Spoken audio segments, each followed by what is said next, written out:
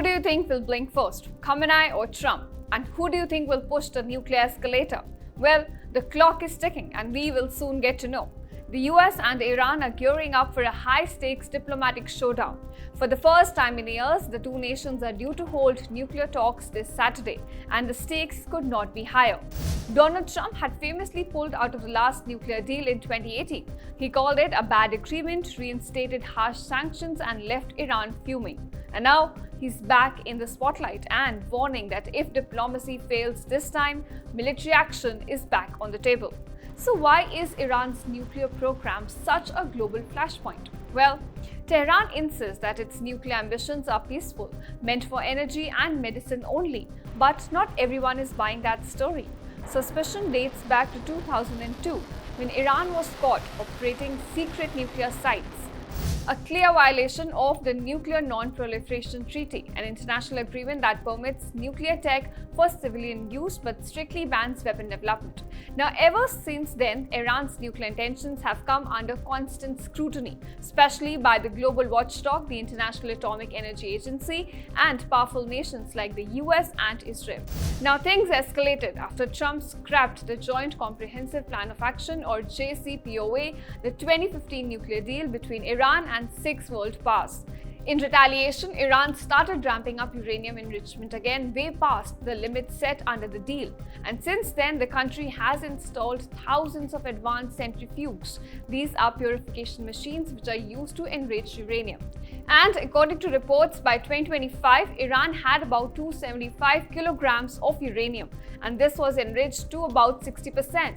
That's dangerously close to weapons-grade levels, just a few steps short of the 90% needed to build a nuclear bomb. Now, some experts say that Iran could produce a bomb material in a week and even build a crude weapon in under 6 months. Now, this is terrifying for Washington and its allies in the region. But why did Trump walk away from the deal in the first place? Well, he said that the deal wasn't tough enough, wasn't permanent, and didn't stop Iran's missile program.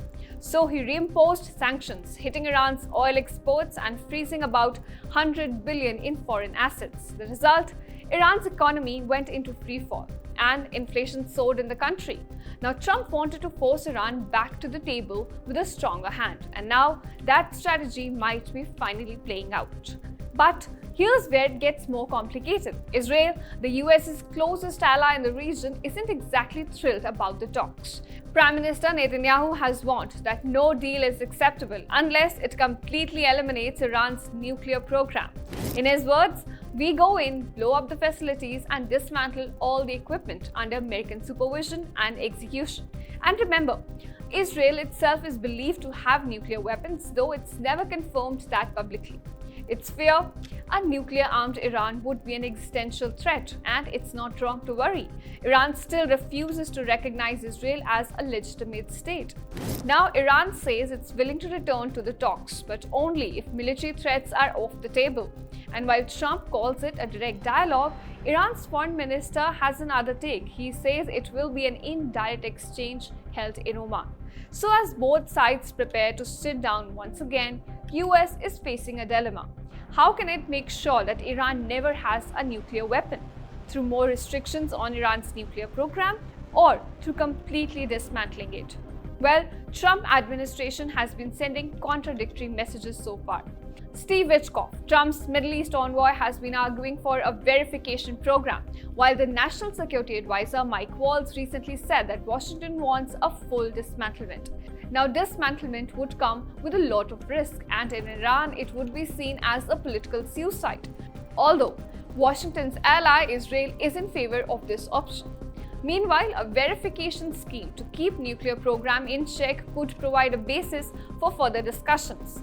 But the West is running out of both time and patience, as the 2015 nuclear deal will formally expire in October. For now, the world is holding its breath. Will this be the moment of diplomacy, or will the region head towards another dangerous escalation? That's a question, and the answer for that will unfold on Saturday.